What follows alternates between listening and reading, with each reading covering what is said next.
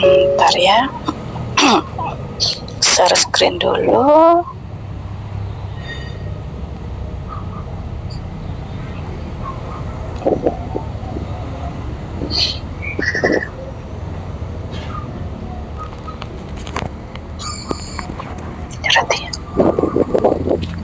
Ayo, ayo.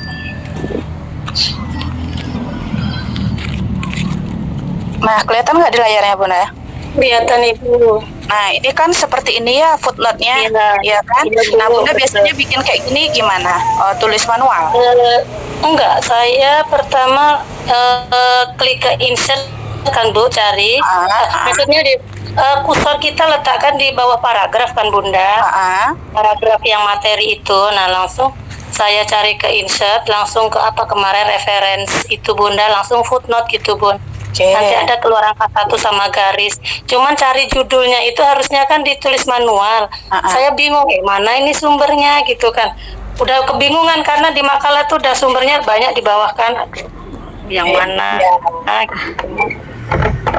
Maksudnya secara otomatis gitu Bu. Kalau otomatis tuh pakai Mendeley dia Bun. Kalau pakai Mendeley itu maunya satu pertemuan kita belajarnya, ya. Tapi saya ajarkan cara manual dulu ya Bunda ya. Iya iya. Nah, kalau misalnya cara manual, ini kan saya punya ambil footnote. Paling bentar. Ya, misalnya ditahannya Dina. Jangan pergi. Ini kadang datang takutnya. Pembaruan ekonomi untuk mengatasi Piginya krisis ekonomi. Nah, ini menurut siapa? Ya kan ini kan adalah sebuah pernyataan misalkan ya Bunda ya. Nah, ini dapatnya dari mana ya?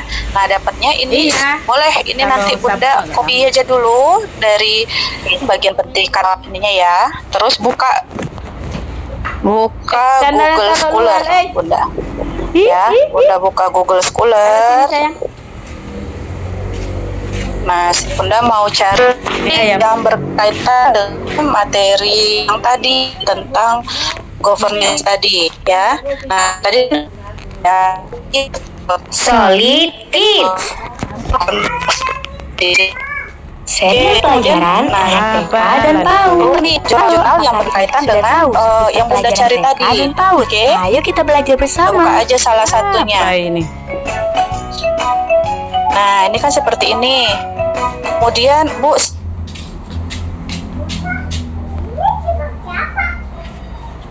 kok hilang pula lapar. Karena mati lampu apa?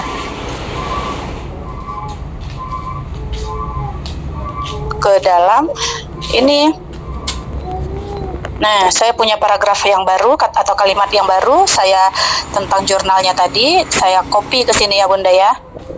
Nah, urutan paling bawah nilai 1,6 untuk keterbukaan. Nah, saya dapatnya dari mana? Dari jurnal ini tadi. Dari jurnal dari jurnal ini tadi saya dapatnya, ya kan? Ini jurnalnya, ini judulnya. Baik dulu.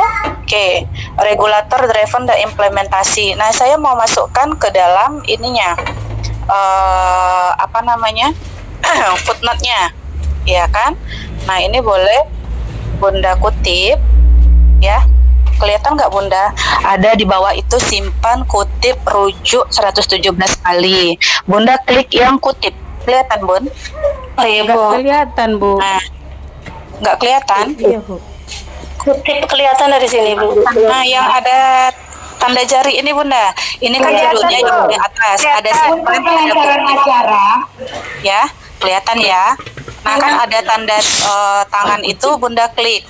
Pasti kucing. Nah, kalau sudah Bunda klik, ini muncul dia, Bun. Ya, muncul dia seperti ini. Nah, kan dari Bunda tinggal copy aja. Di sini ada pilihannya 3 Bunda. Ada MLA, ada APA, ada ISO 690.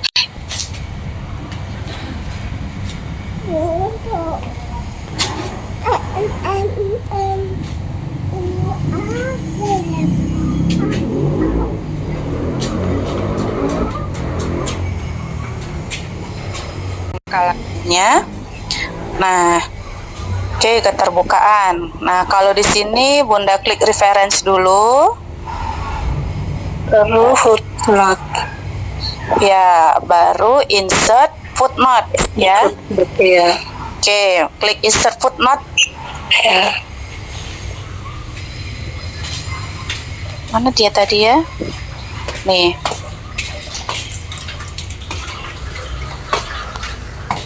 Dirubah menjadi Bunda.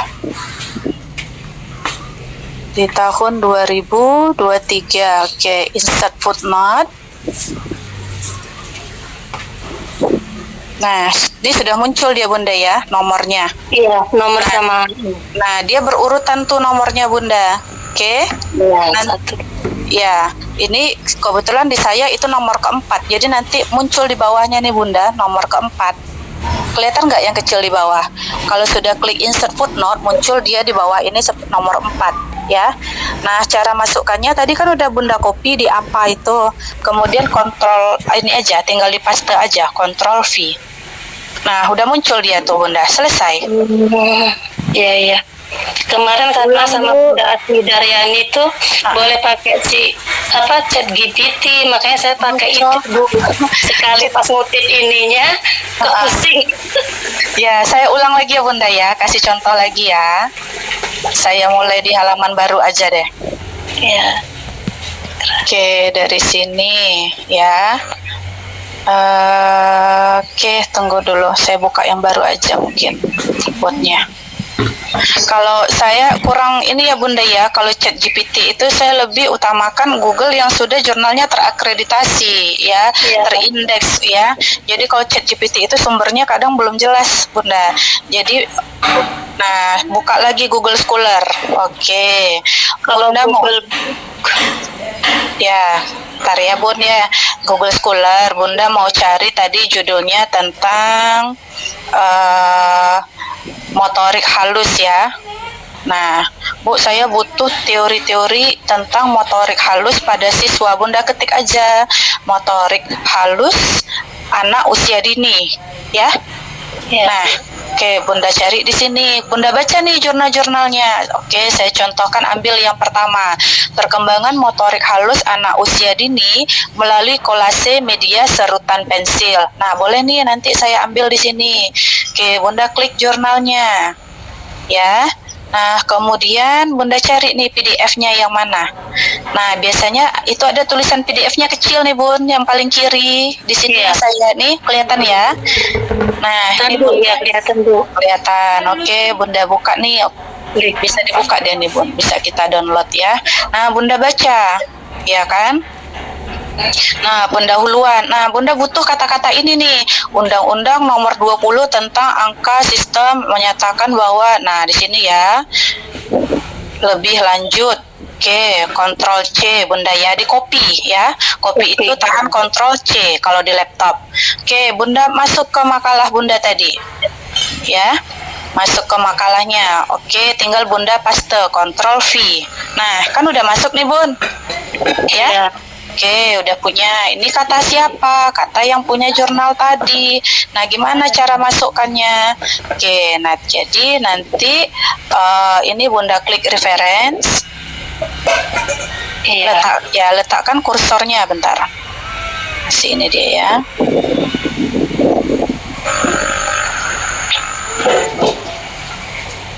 Oke, letakkan kursornya di paling akhir ya Bunda, di paling akhir kalimat. Iya. Oke, sebelum titik. Jangan sesudah titik ya Bunda, di akhir kalimat sebelum titik. Ya. Nah, insert footnote. Oke, itu sudah muncul dia Bunda, langsung footnote-nya di bawah tulisan kecil. Nah, di atasnya itu sudah ada dia angka satunya. Kelihatan Bunda kecil? Ya, kelihatan Ibu. Nah, oke, sudah kelihatan. Itu footnote-nya saya ambil dari mana sumbernya. Tinggal Bunda balik lagi ke Google Scholar-nya tadi, ya. Nah, Bunda balik lagi. Oke, Bunda balik lagi. Nah, di sini kan Bunda ambil yang ini tadi, artikel yang pertama ya. Tinggal Bunda klik kutip. Kutip. Oke. Ya, klik kutip. Udah, Bunda klik kutip. Bunda klik yang apa ini? Bunda klik satu kali, itu dia udah biru. Udah tinggal tekan Ctrl C ya. Ctrl C, Bunda balik ke makalahnya. Baru Ctrl V. Bunda balik ke makalahnya, di sini tinggal Ctrl V. Udah selesai, Bunda. Astagfirullah. Salah berarti ngambil sumbernya di GPT, tapi kemarin sama Bunda Asmi memang disuruh boleh, nggak apa-apa. Iya, GPT. Ya, masih boleh ya Bunda, tapi kalau saya ChatGPT karena berdasarkan pengalaman itu hasilnya kadang belum akurat juga. Maksudnya kalau Google Scholar ini kan jurnal itu artinya sudah diteliti oleh orang Bunda. Kemudian tingkat validasinya itu lebih akurat daripada ChatGPT. Dia bisa dipertanggungjawabkan. Bunda bisa lihat di sini ditulis oleh siapa, apa judulnya, pada tahun berapa. Ya, nah Bunda butuh lagi nih, saya kasih contoh satu lagi ya. Oke, ini satu, ini udah selesai. Habis ini baru titik ya Bunda. Oke, nah ini yang baru, Bunda balik lagi ke Google Scholar-nya, ya kan. Kemudian Bunda cari lagi, kan motorik halus anak usia dini ada banyak nih, Bunda baca-baca lagi.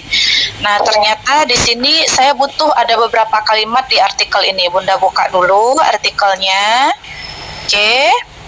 Sudah Bunda buka, Bunda cari yang ada tulisan PDF. PDF itu biasanya kecil dia, Bun. Full text PDF, tapi bisa di-download nih dia. Kelihatan tuh ada, kalau ada tanda tangan, ada lambang tangan itu berarti bisa di-download, Bunda. Nah, di sini ya. Ya kan, ini tinggal Bunda baca ya. Nah, di sini bisa di-download lagi nih, Bun. Ini ada klik di sini. Ya, unduh. Nah, Bunda unduh dulu. Oke. Nah, ini ya. Nah, Bunda baca-baca lagi nih. Oke, ini pendahuluan. Nah, ini saya butuh kalimat tentang ini ya. Dapat misalnya ini ya. Oke, TKA, TKB difungsikan untuk TKC dapat digunakan bermacam sampai multiguna. Nah, Bunda butuh ini. Bunda copy dulu, Ctrl C, balik ke makalahnya. Ya, Ctrl V. Nah, udah dapat ya. Iya, Bu. Oke, masukkan footnote selanjutnya. Ini berarti yang insert footnote lagi, Bun. Insert footnote itu otomatis dia muncul yang kedua. Ya, kelihatan Bunda. Oke, balik lagi ke Google Scholar-nya, kita copy tadi ya. Nah, oke, artikel mana yang Bunda ambil tadi? Nih artikel yang ini ya. Tinggal Bunda klik kutip. Oke, klik yang apa? Ctrl C, tinggal pastekan ke makalahnya tadi. Oke, Ctrl V. Dah selesai Bunda. Oke, bisa Bun? Insya Allah, Bun. Cuma ini judulnya kan panjang kan, Bu. Jadi kalau nanti di Google Scholar tuh harus kayak mana kata-kata, misalnya kan analisis perkembangan kemampuan motorik halus sebagai permulaan persiapan menulis melalui keterampilan kolase pada siswa di kelas. Nah, itu di Google Scholar tuh nggak bisa muncul semua. Jadi ngambil untuk judulnya itu yang harus gimana dulu, Bu? Berarti nggak langsung semua kan, Ibu? Enggak, Bunda pakai kata kunci. Bunda tekankan tadi apa dulu? Misalnya peran motorik halus, cari tentang motorik halus. Karena Bunda nyusun paragraf kan nggak langsung jadi kalimat yang panjang gitu. Nanti misalnya Bunda mau bikin pendahuluan tentang apa Bunda yang pengen tahu, motorik halus, ya kan? Bunda buka motorik halus, nanti banyak keluar infonya. Ya, jadi per kata kunci Bunda, nggak panjang-panjang gitu, nanti ada yang keluar tapi tidak efektif, tidak tepat ya. Apalagi itu nanti kalau penelitian itu di bab kedua. Bab kedua itu kan kerangka teoritis, artinya teori-teori siapa saja yang Bunda ambil untuk melengkapi penelitian ini, ya kan? Nah, boleh Bunda nanti misalnya yang pertama teori motorik halus, Bunda cari motorik halus, kemudian cari kajian teorinya yang menyampaikan motorik halus nih apa pengertiannya ya, Bunda cari di situ sumbernya, baru nanti di copy. Jadi per kata kunci ya Bunda ya. Kalimat yang panjang. Oke, sampai sini bisa Bunda? Nggak susah kan? Insya Allah sih, Bu. Tapi coba dulu ya, Bu. Terima kasih banyak, Ibu. Barakallahu fiik. Nah, Nah, Bunda, nanti kan udah selesai nih, udah banyak nih footnote-nya sudah banyak ya kan. Terus Bunda untuk nulisnya tinggal di daftar pustaka itu kalau kita manual, ini tinggal Bunda copy aja semuanya dulu ya. Iya, Bu. Nah, Bunda copy, Ctrl C, nanti buka yang baru slide-nya untuk daftar pustaka ya. Oh, bukan. Oke. Ya. Oke, misalnya nanti di sini ya. Oke, daftar pustaka. Daftar pustaka. Oke, daftar pustaka yang ada tuh Bunda atau footnote yang sudah ada itu Bunda copy semuanya. Oke. Bunda Ctrl V. Nah, ini muncul dia ya Bunda ya. Iya, Bu. Dihapus yang footnote-nya itu. Nih sudah muncul dia. Oke, nanti tinggal ini diatur. Kalau untuk daftar pustaka itu tulisannya Times New Roman, size-nya ukuran 12. Oke. Nah, ini boleh nanti Bunda copy lagi, tekan Ctrl T. Udah selesai. Nah, kalau daftar pustaka itu kan dia harus apa Bunda? Harus abjad ya, dari A sampai Z urutan namanya. Ini kan Pura dulu Astini, sementara ini salah Bunda. Jadi tinggal Bunda urutkan aja namanya menurut abjad. Oke, di blok dulu. Kemudian di sini nanti cari yang ada sort ini Bunda, A Z. Ya, berarti kita urutkan dia dari awalan A sampai ke Z. Klik aja. Oke, tinggal oke kan saja. Nah, sudah selesai Bun. Maaf Bu, nanya lagi. Kan nanti di footnote itu ada, saya pernah baca itu ya Bu, miring-miring tulisan itu Bu. Jadi menentukan, kan nggak semua harus dimiringkan yang footnote itu Bu. Ada tulisan miring itu, kita kayak mana cara menentukan Ibu? Nah, biasanya kalau dalam kaidahnya itu nanti ada buku panduannya Bunda ya. Nanti Bunda boleh ke kampus beli bukunya. Yang dimiringkan itu kalau dalam kalimat atau paragraf yang menggunakan bahasa asing. Ya, kalau untuk di judul seperti ini, nah ini udah dimiringkan otomatis dia Bunda. Nama jurnalnya itu yang dimiringkan. Nih ya, Jurnal Pendidikan Anak. Nah, ini Jurnal Ilmiah Potensia, ya kan? Nah, terbitan keempat halaman 131 sampai 140. Yang dimiringkan dalam tulisan makalah itu adalah yang berbahasa asing, Bunda. Kalau dalam daftar pustaka, nama jurnalnya atau dalam footnote-nya. Tapi kan Bunda tinggal copy paste aja, itu udah otomatis dia seperti ini. Mau saya ulang yang bikin bukunya, Bun? Yang kontrol C tadi ya Bu, yang jadi selesai kontrol C tadi Bu.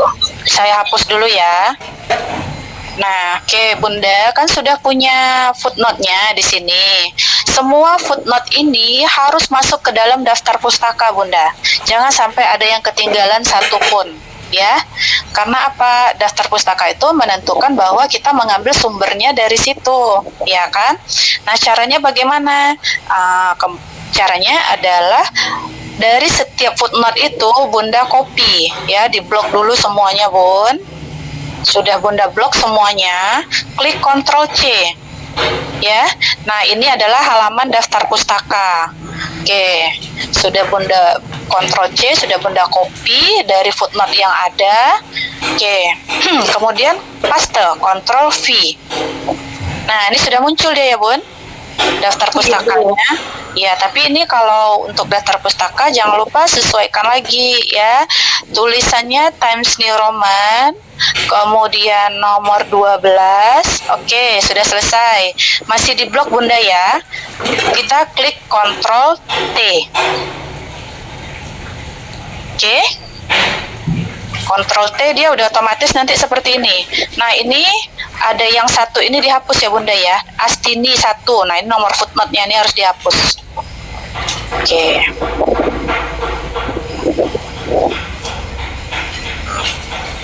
Nah,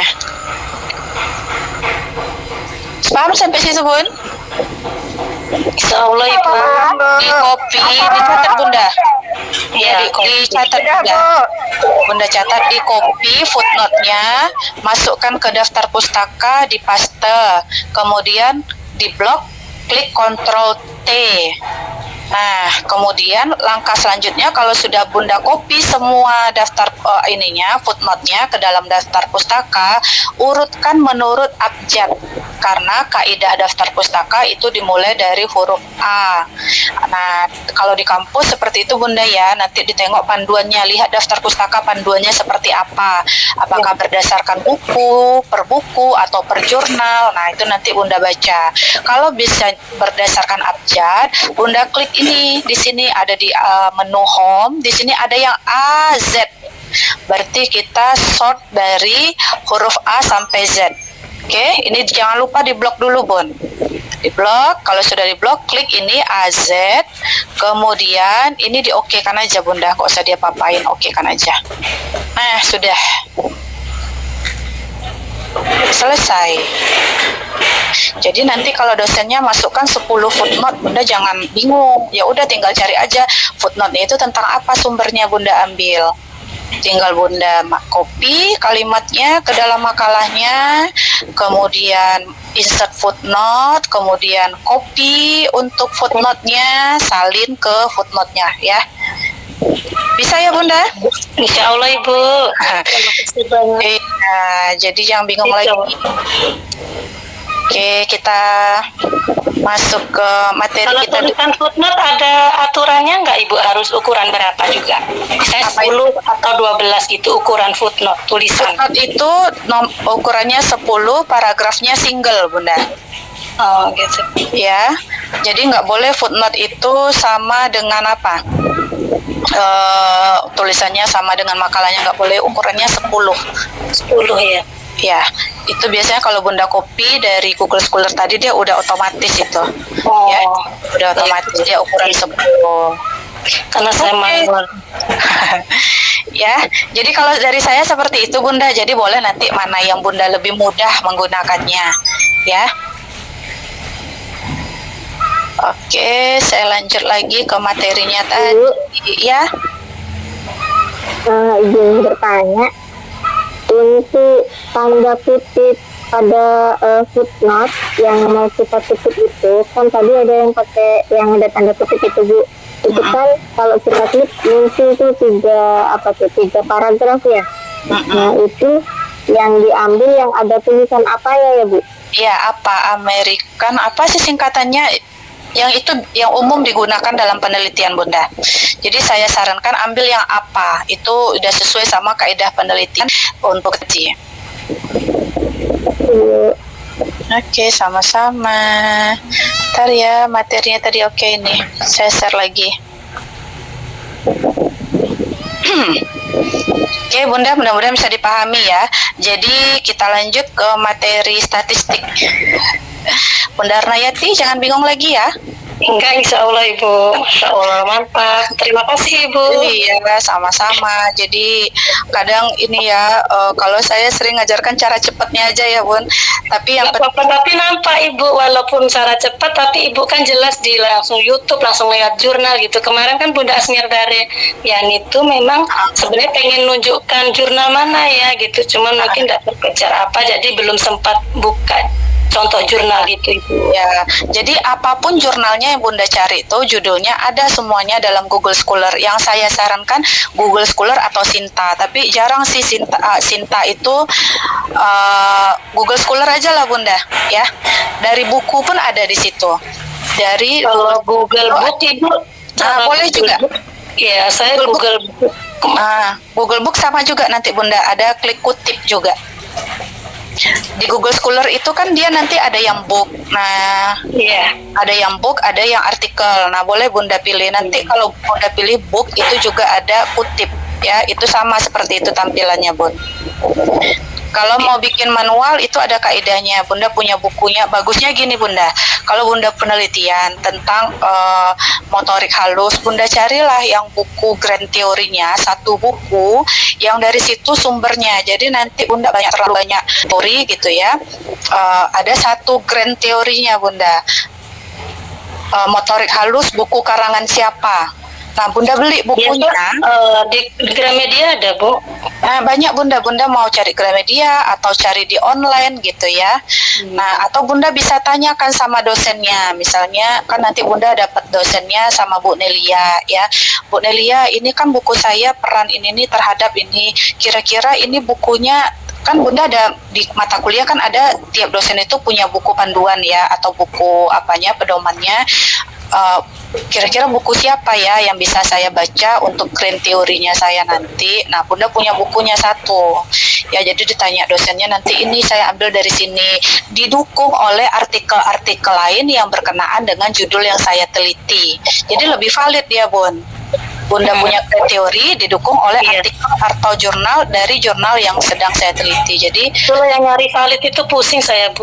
Nah, gitu aja Bun, punya bukunya satu atau dua ya, satu atau dua buku grand teorinya yang berkaitan dengan judul. Udah, kemudian Bunda kumpulkan jurnal-jurnalnya. Nah, itu jurnal-jurnal itu nanti Bunda baca ya, jangan sampai Bunda cuma copy. Bagusnya jurnal itu jurnal itu rata-rata 12 sampai 10 sampai 16 halaman paling banyak itu ya Bun. Harusnya 80 halaman Ibu. Nggak boleh, jurnal itu ada batasan halamannya Bunda. Kalau 80 halaman itu udah berbentuk skripsi. Skripsi. Kalau artikel ini sebenarnya bukan jurnal Bunda. Jurnal itu rumah artikelnya ya. Jadi artikel ini bolehnya itu 10 sampai 16 halaman itu sudah banyak. Nah, artikel ini adalah mini dari penelitian. Tetap ada pendahuluannya, tetap ada kerangka teorinya, tetap ada metode penelitiannya, tetap ada kesimpulannya, tapi lebih kita ringkas, itu namanya artikel yang dimasukkan ke dalam jurnal. Nah, jadi kalau Bunda punya artikel saya 80 halaman itu udah salah Bun, nggak boleh. Bunda lihat tadi dari Google Scholar itu nggak ada yang lebih dari 20 halaman. Ya, maksimal itu kalau nggak salah saya 16 halaman tuh sudah banyak Bun. Oke? Baik Ibu. Ya, jadi caranya gini Bunda, kalau saya lagi penelitian gitu ya Bun, klik di Google skripsi tentang apa gitu, ya kan, tentang penelitian Bunda. Yang bisa saya download Bun. Nah, nanti skripsi orang itu biasanya sudah masuk ke Google Scholar. Saya cari artikelnya nanti di jurnalnya. Jadi kalau Bunda mau penelitian biar nggak bingung, kumpulkan dulu bahan-bahannya Bun. Skripsi yang berkaitan dengan judul yang Bunda teliti. Bunda baca-baca dulu. Jadi nggak bisa kita langsung nulis Bun. Ya, ini ada materinya di sini. Oke? Iya Bunda. Nah, kita lanjut ya Bunda. Mudah-mudahan Bunda yang lain nanti kalau ada laptopnya juga bisa coba di rumah ya Bun. Oke, kita masuk ke kegunaan statistik. Kenapa harus ada statistik? Itu kalau dengan ada statistik kita punya gambaran tentang gejala atau keadaan. Kemudian ada mengikuti perkembangan kejadian. Kalau ada statistik bisa kita susun laporan. Kemudian kita bisa tahu antara gejala satu dengan gejala lainnya, ya. Kemudian dapat meramalkan hal-hal yang akan terjadi di masa mendatang. Nah, jadi maksudnya di sini kalau kita punya statistik ada 5 langkah tadi, kita punya sebuah gambaran tentang apa yang akan kita teliti, gejalanya apa, ya. Gejalanya dapat kita masalahnya ternyata motorik halus siswa ini belum berkembang, ya kan? Perkembangannya bagaimana Bunda ceritakan. Seharusnya menurut teori pada umur sekian motorik anak itu sudah tumbuh, sudah sampai sekian. Nah, ya, kemudian Bunda susun, ternyata dalam kelas, ya kan, motorik anak itu belum berkembang. Bunda kumpulkan data, belum berkembangnya itu dari berapa orang perkembangannya, dicatat tuh Bunda. 10 dari 25 anak dinyatakan belum berkembang karena ini. Nah, itu Bunda cari datanya ya. Ternyata kemudian Bunda tahu hubungan antara satu dengan lainnya. Ternyata yang tidak berkembang ini nanti berkaitan mereka dalam mempelajari motorik halus. Kalau motorik halusnya tidak bagus, kurang bagus, nanti akan mengakibatkan ini. Nah, harus Bunda sampaikan ya, akibatnya apa tuh kalau motorik halusnya tidak berkembang. Oke, kemudian Bunda teliti, ya kan? Nah, jadi hasil penelitian Bunda dengan metode yang Bunda buat tadi dengan kolase ternyata mampu meningkatkan motorik halus anak. Berarti harus ada data sebelumnya dan data sesudahnya, ya Bunda. Data sesudahnya itulah yang dimaksud dengan diramalkan, ya. Jadi harapan Bunda itu ketika sudah mempelajari kolase, yang tadinya kemampuan anak berada di tingkat 3 bisa menjadi tingkat 5. Nah, itu dia Bunda. Bisa dipahami, Bun? Insyaallah, Bu. Nah, jadi harus ada, kalau Bunda cerita di penelitiannya itu runtut ya Bunda, jangan Cuman melakukan. kata-katanya itu Ibu, kata-katanya nggak selancar Ibu.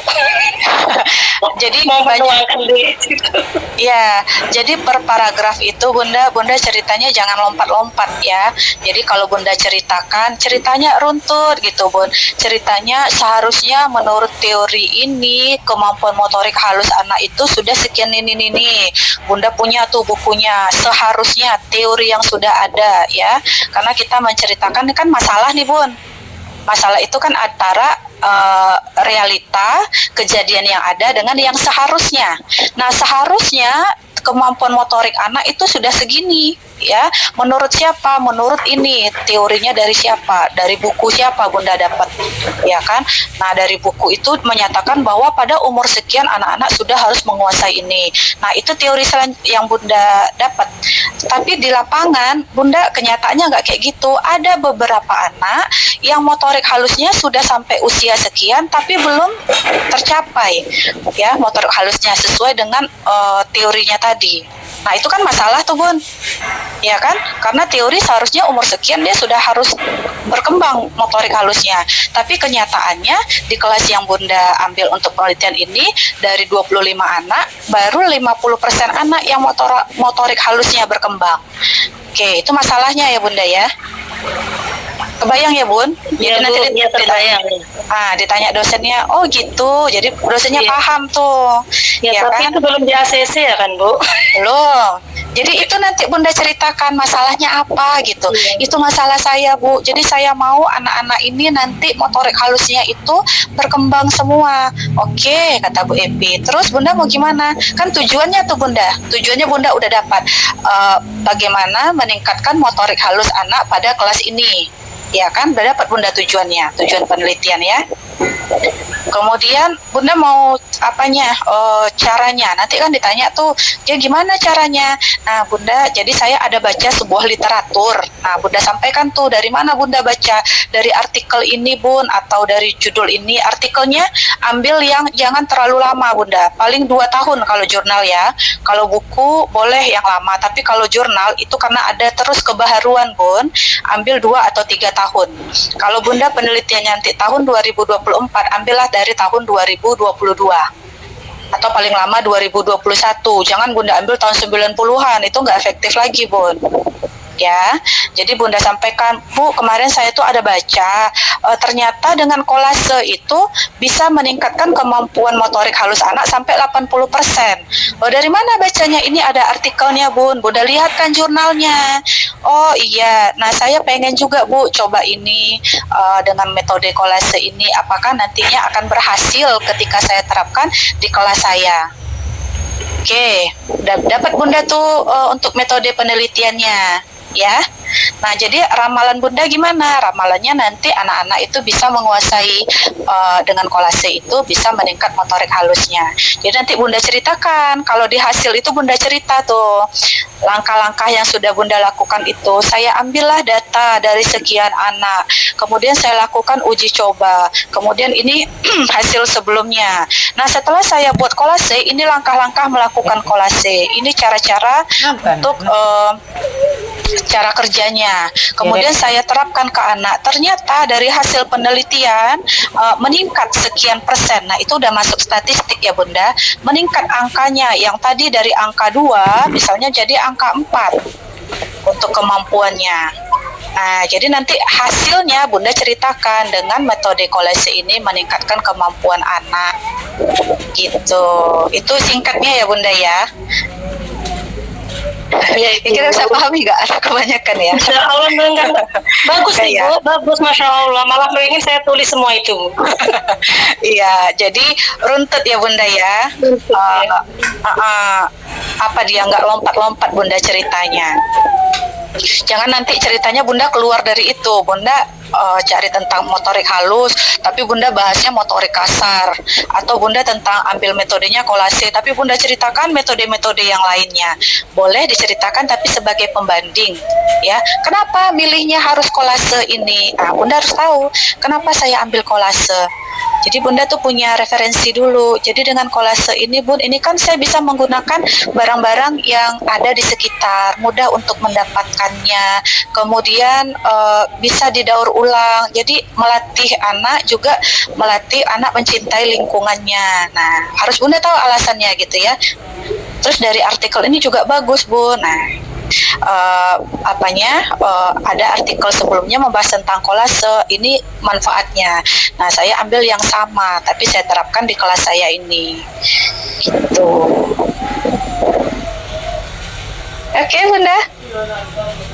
Bun, Ya, boleh minta solusinya, Bun.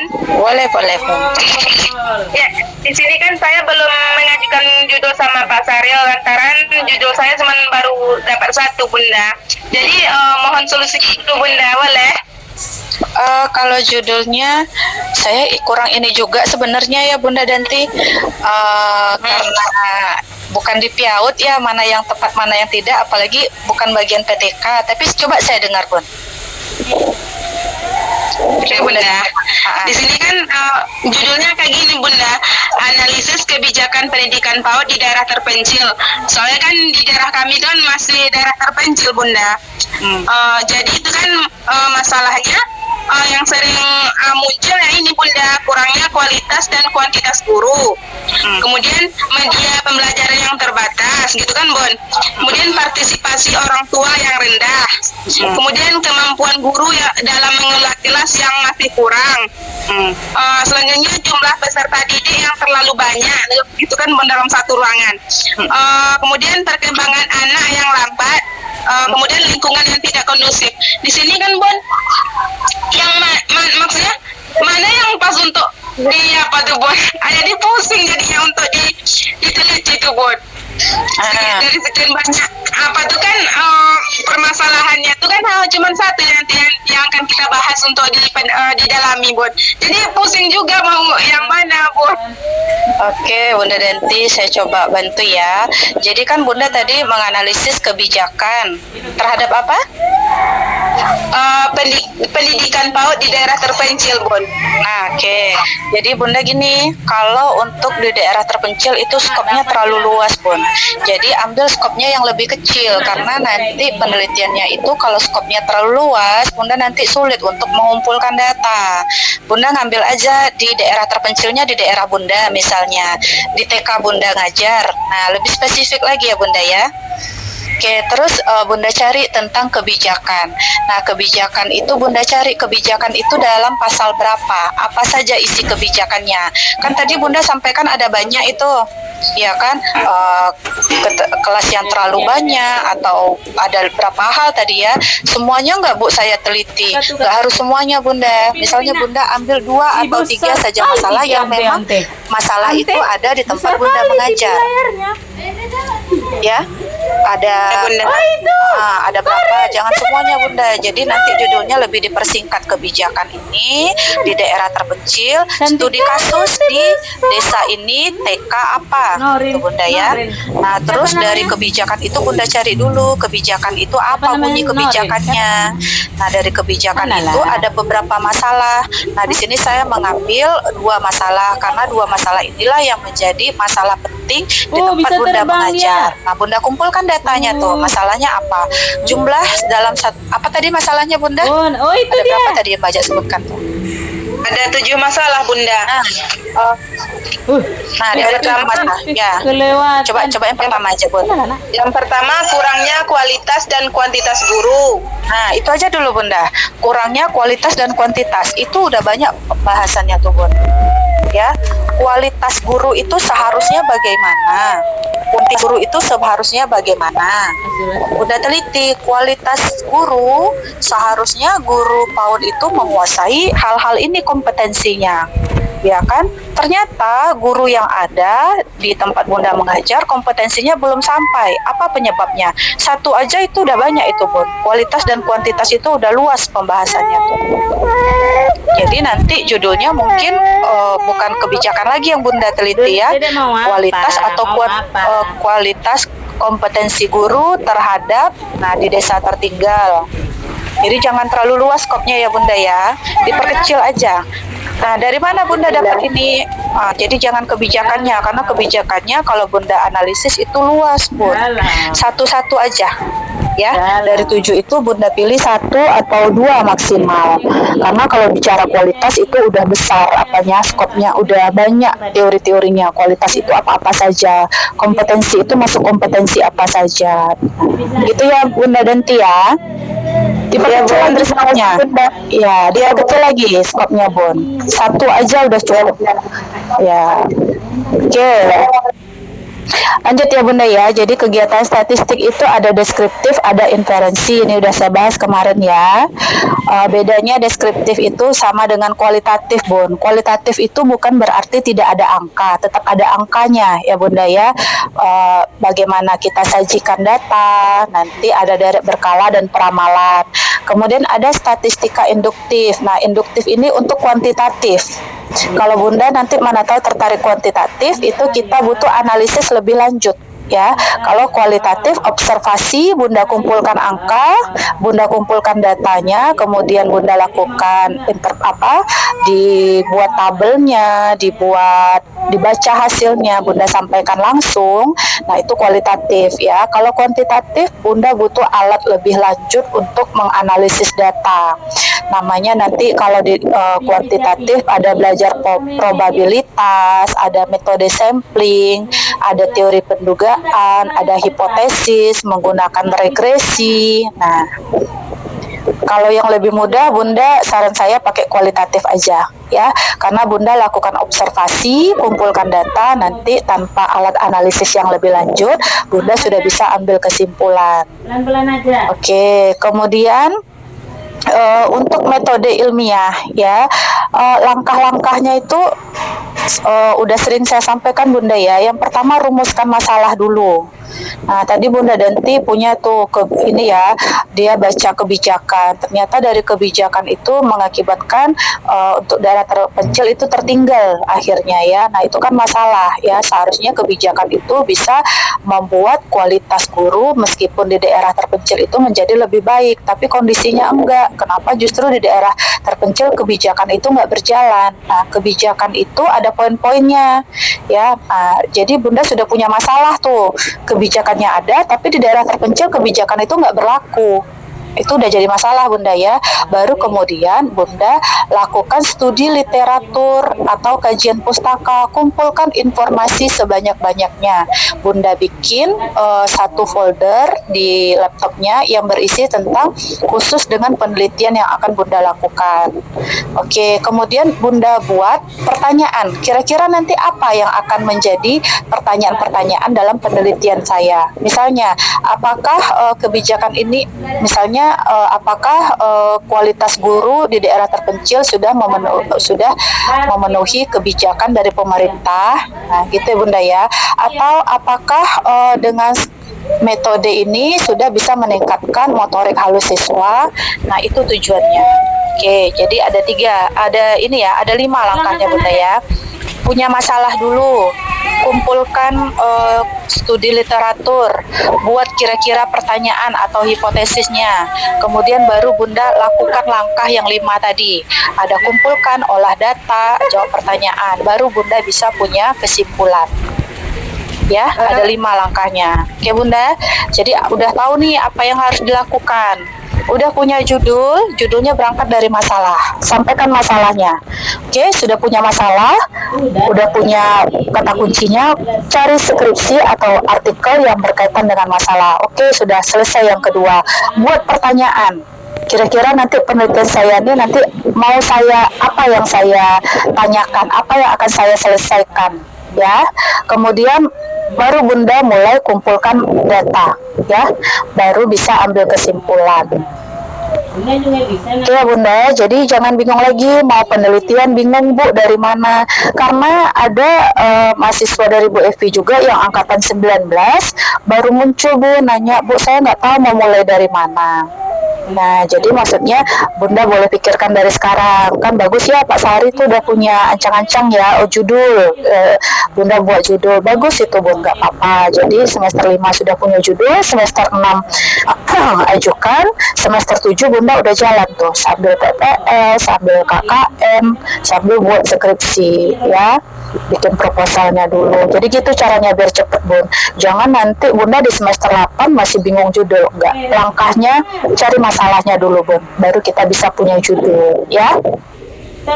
Jangan lupa studi literaturnya. Nah ini banyak kendala di mahasiswa itu Bun, nggak punya studi literaturnya, nggak dikumpulin bahan-bahannya, nggak dikumpulin bukunya, artikelnya nggak ada. Ya, jadi berdasarkan bisa nggak ya Bu, bisa nggak ya Bu, gitu kan kalau nanya ke dosennya. Kalau dosennya jawab bisa atau tidak itu ada patokannya, ada panduannya, ada pedomannya Bunda, bisa atau tidak itu ya.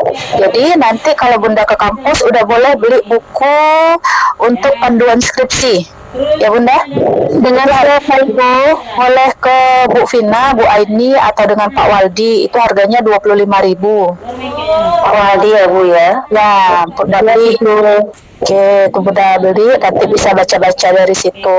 Terus mau pinjam skripsi, Bunda juga boleh ke kampus, masuk ke pustaka, itu Bunda lihat banyak sekali skripsi piaut di situ ya Bun. Nah, mana tahu ya,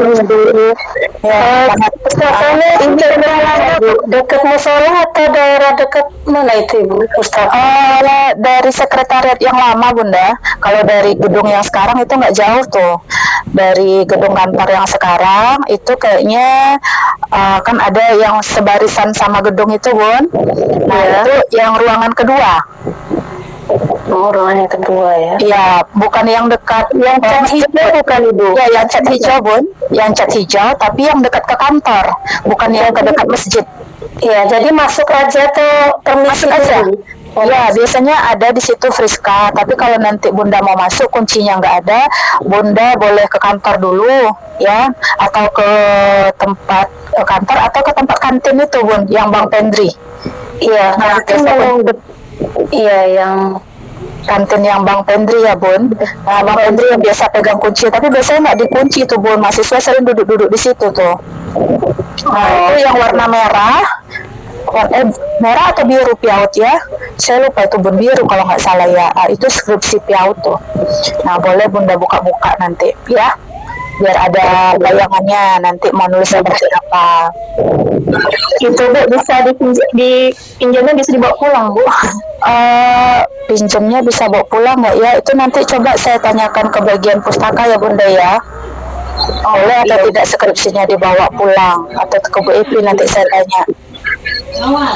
Oke, ini pengertian data ini udah saya sampaikan ya Bunda ya. Jadi data itu ada kualitatif, ada kuantitatif. Kualitatif itu biasanya ada bentuk kalimat ya, tapi kualitatif juga tetap ada angka-angka. Terus kalau kuantitatif angkanya diolah lebih lanjut. Nah, data kuantitatif ini juga ada datanya namanya data diskrit ya. Artinya data diskrit itu data yang tidak dikonsepsikan adanya nilai-nilai di antara bilangan lain yang terdekat. Misalnya di kelas ini ada 23 orang, kan nggak ada 23,5 ya Bun. Artinya data itu tidak ada bilangan di belakangnya, tidak ada koma-komanya gitu ya. Itu namanya data diskrit. Misalnya data jumlah orang, ya kan. Nah, kalau satu lagi ada data kontinu. Data kontinu itu berdasarkan hasil pengukuran. Misalnya luas ini ya, jaraknya 13,4 kilo. Ya, atau tinggi badan 150,2 cm. Nah, ada data berkomanya. Oke, Oke Bunda, bisa bedakan ya discrete dan data kontinu. Discrete itu data yang tidak ada nilai di antaranya atau datanya tunggal. Contohnya adalah jumlah orang, ya kan, jumlah kota, ya. Tapi kalau data kontinu itu berdasarkan skala pengukuran dan ada bilangan di antaranya. Biasanya bilangan berkoma dia ya. Dapatnya dari hasil pengukuran. Nah, jadi nanti Bunda kalau ditanya ini pakai data apa, discrete atau kontinu, karena Bunda menganalisis atau penelitiannya ke siswa, berarti datanya discrete. Jangan sampai Bunda salah jawab data kontinu ya, karena nggak ada tuh bilangan berkoma jumlah siswanya. Saya menggunakan data discrete.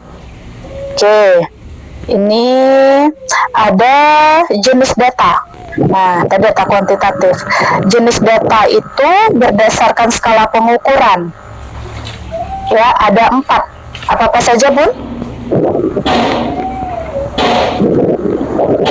Skala nominal, skala interval, skala ordinal, skala rasio. Nah, jadi dari 4 skala ini dia beda-beda Bunda. Bunda harus pahami ya. Yang skala nominal itu adalah angka yang diberikan hanya sebagai label saja. Misalnya untuk pria kasih angka 1, wanita angka 2. Atau data berdasarkan agama. Nomor 1 agama Islam, 2 agama Kristen, ketiga Hindu, 4 Buddha. Gitu ya. Hanya label aja dia Bun, nominal, nggak ada menunjukkan tingkatan atau apapun, nggak ada ya. Oke, skala nominal. Nah, yang kedua itu ada skala ordinal. Nah, kalau ordinal itu adalah tingkatan. Misalnya ranking 1, 2, 3. Artinya ranking 1 lebih baik dari ranking 2, lebih baik dari ranking 3 gitu ya. Kemudian misalnya tinggi badan. Nah, atau yang pakai tingkatan ya, semakin tinggi tingkatannya artinya dia semakin bagus. Itu namanya skala ordinal. Paham ya Bun? Yang pakai tingkatan itu namanya skala ordinal. Kalau saya urutkan IPK siapa yang tertinggi di sini, itu pakai skala nominal. Bukan skala ordinal.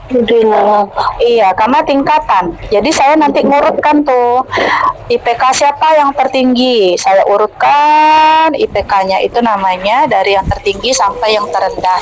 IPK yang tertinggi itu nomor 1, misalnya yang terendah nomor 34. Itu ada tingkatannya kan Bun, dari yang tinggi ke yang terendah.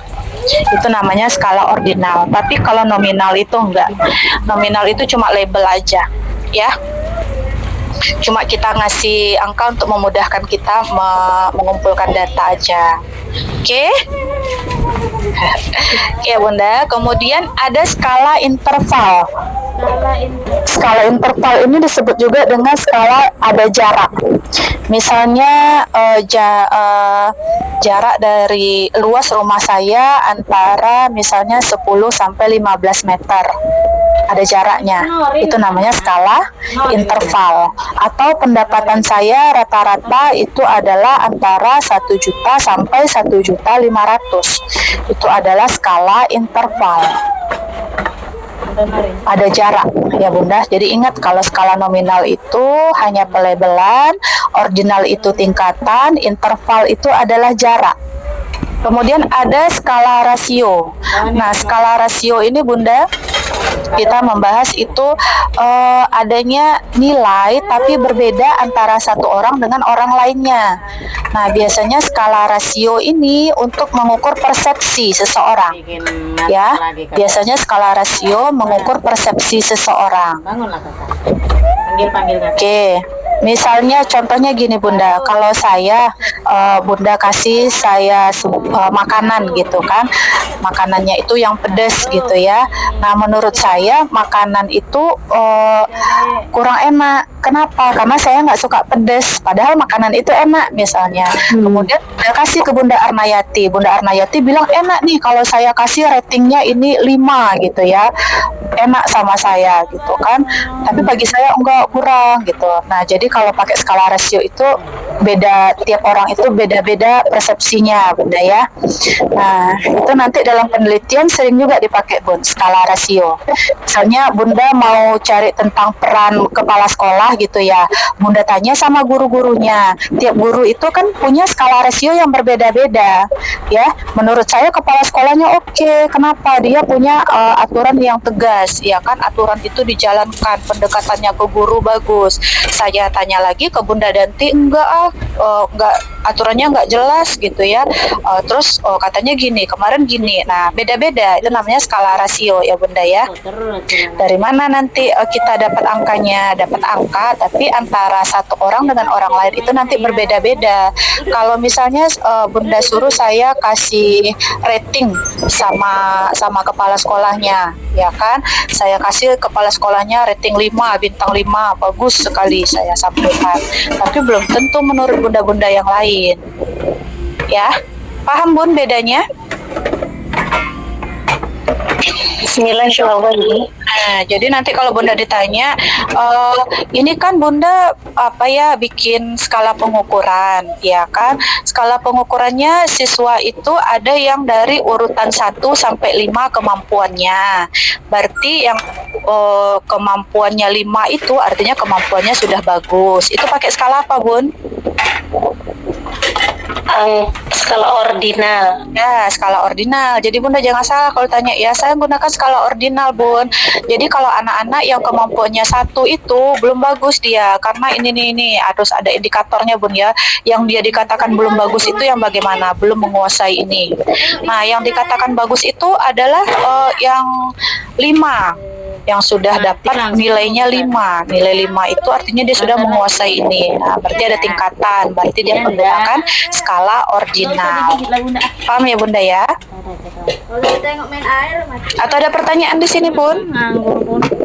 Ini sering nih kadang untuk Bunda, ketika dosennya bertanya gitu kan, kamu pakai skala apa? Terus dia menyatakan mahasiswanya, ini saya rata-ratakan Pak, misalnya guru ini kemampuannya itu antara kalau dipersenkan cuma 60-80% lah mengajar itu kemampuannya. Itu pakai skala apa Bun?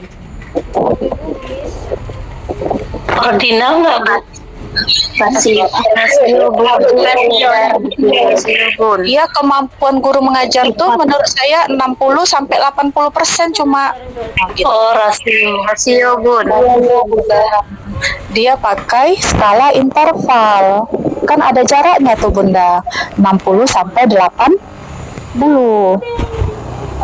Ya, kalau pakai jarak ya Bunda ya. Ada jarak dia. Oke. Tapi kalau skala rasio itu adalah skala mengukur ini ya, tentang ada masuk nominalnya juga, ada ordinal, ada interval, tapi tiap orang itu punya nilai yang berbeda-beda. Beda kalau skala ordinal Bun, yang ranking 1 itu nggak bisa orangnya beda-beda karena kita udah punya datanya. Yang ranking 1 itu otomatis yang nilainya adalah sekian. Tapi kalau skala rasio menurut saya bagus, menurut orang lain belum tentu bagus. Nanti skala ordinal ini sering digunakan tuh Bunda untuk di PAUD ya. Karena kalau Bunda mau meneliti tentang motorik halus atau yang lain-lain, itu membandingkan antara sebelum dan sesudah. Bunda nggak bisa cerita sesudahnya aja. Setelah menggunakan ini, siswa menjadi lebih baik. Kan nggak kebayang Bunda, sebelumnya gimana rupanya? Kenapa harus perlu ini gitu ya? Nah, harus ada data sebelum dan sesudahnya, komparatif ya Bun, membandingkan nanti. Nih, ada keterangannya ya. Ya, kalau sebesar ini ya. Oke. Nah, ini ada juga Bunda, ada data primer, ada data sekunder yang sering digunakan dalam penelitian. Jadi nanti data primer itu adalah data yang diperoleh secara langsung. ya, dengan pengumpulan data terhadap objek yang dituju. Mulai lagi Oke, jadi Bunda jangan kebalik ya. Nanti ada data sekunder. Data sekunder adalah hasil olahan dari data primer. Contohnya apa? Data primer. Data primer itu Bunda punya penelitian, mau cari tahu tentang kemampuan siswa. Kemudian Bunda bikin pertanyaan, Bunda langsung tanyakan kepada sumbernya, siswa-siswa itu namanya data primer. Bunda langsung dapat hasilnya dari wawancara atau observasi dengan sumbernya langsung, Bun. Itu adalah data primer. Tapi nanti kalau Bunda mau tahu tentang berapa jumlah TK yang ada di Provinsi Riau, kan nggak mungkin Bunda survei satu-satu. Bunda cari dari Google atau klik di BPS jumlah taman kanak-kanak di Provinsi Riau, itu sudah ada hasilnya ya, dari internet Bunda dapat. Nah, itu adalah data sekunder karena Bunda nggak peroleh datanya langsung. Bunda ambil dari internet data primer yang sudah diolah orang lain ya. Tapi kalau Bunda punya kuesioner, wawancara langsung